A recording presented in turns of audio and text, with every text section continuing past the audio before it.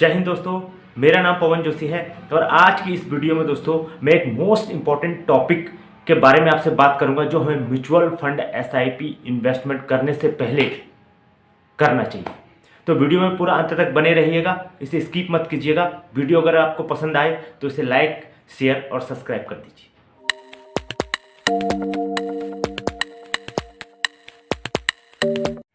दोस्तों, जब भी हम mutual fund SIP journey start करें तो हमें एक गोल हमेशा उसमें बना के रखना चाहिए और तब तक इस एसआईपी जर्नी को कंटिन्यू करना चाहिए जब तक हमारा गोल हमें अचीव ना हो जाए, हमें प्राप्त ना हो जाए। लेकिन दोस्तों, हम मिडिल क्लास कैटेगरी के लोगों के साथ होता क्या है, कभी लाइफ में हमें ऐसी इमरजेंसी पड़ जाती है दोस्तों कि हमें पैसे की ज़रूरत पड़ती है। चाहे आप हो, चाहे मैं हूँ, चाहे मिडिल क्लास कैटेगरी का कोई भी पर्सन है दोस्तों, उसे लाइफ में ऐसी कंडीशन आती है और ऐसी कंडीशन जब आती है तो हमें पैसे की ज़रूरत होती है दोस्तों। जब हमें कोई ऑप्शन नज़र नहीं आता है दोस्तों, तो हमारे पास बस एक ही ऑप्शन बच जाता है, वो है हमारा इन्वेस्टमेंट। और हम अपने इन्वेस्टमेंट से पैसा विड्रॉल करके अपने उस इमरजेंसी को पूरा करते हैं।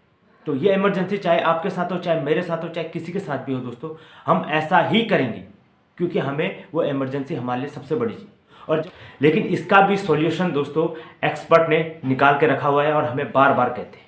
और ये सॉल्यूशन क्या है कि हमें हमेशा अपने बैंक अकाउंट में 6 से 12 महीने का इमरजेंसी फंड रखना चाहिए और उसको भी हमेशा मेंटेन करना चाहिए। इमरजेंसी फंड रखने से होगा क्या दोस्तों, कभी ऐसा भी समय आता है जब हम बीमार होते हैं, अपने जॉब पे नहीं जा पाते हैं, हमें सैलरी नहीं मिलती उस समय। और कभी ऐसा भी समय आता है कि हमारी नौकरी से हमें ब्रेक मिलता है और उस समय भी हमें सैलरी नहीं मिल पाती है। तो ऐसी स्थिति में अगर हमारे पास इमरजेंसी फंड होगा तो हम उस इमरजेंसी फंड को दोस्तों अपने जो बेसिक दिनचर्या के हमारे जो खर्चे होते हैं उनको उससे हम उसको पूरा कर सकते हैं। दोस्तों, यहाँ पे मैं आपको एग्जांपल देता हूँ।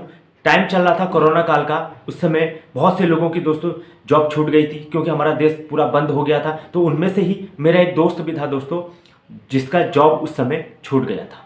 4 से 5 महीने तक वो जॉब पे नहीं जा पाया और उस दौरान उसको इमरजेंसी पड़ी दोस्तों, क्योंकि उसको अपने जो बेसिक खर्चे होते हैं, अपने लाइफस्टाइल के जो दैनिक दिनचर्या के जो खर्चे होते हैं उसको उठाने के लिए उसको पैसे की ज़रूरत थी क्योंकि उसे सैलरी नहीं मिल रही थी। तो ऐसी स्थिति में उसने क्या किया दोस्तों, उसने म्यूचुअल फंड अपनी एसआईपी से पैसा विड्रॉल करना शुरू किया। क्योंकि म्यूचुअल फंड एसआईपी से दोस्तों पैसा विड्रॉल करना बड़ा आसान है, आप आराम से उससे विड्रॉल कर सकते हैं। तो उसने वहाँ से उस पैसा विड्रॉल करके जो उसके दैनिक दिनचर्या के जो खर्चे होते हैं वहाँ से उसने उसको पूरा किया। लेकिन अगर उसने इमरजेंसी फंड अगर रखा होता दोस्तों, तो जो 4 से 5 महीने वो जॉब पे नहीं जा पाया या उसे जॉब नहीं मिली, तो वो उस इमरजेंसी फंड से उन खर्चों को दोस्तों वो आराम से निभा पाता। तो इसलिए दोस्तों एक्सपर्ट हमेशा हमसे कहते हैं कि आप एक इमरजेंसी फंड अपने बैंक अकाउंट में हमेशा रखें। तो इमरजेंसी फंड आप कहाँ रख सकते हैं, आप अपने एफडी में रख सकते हैं।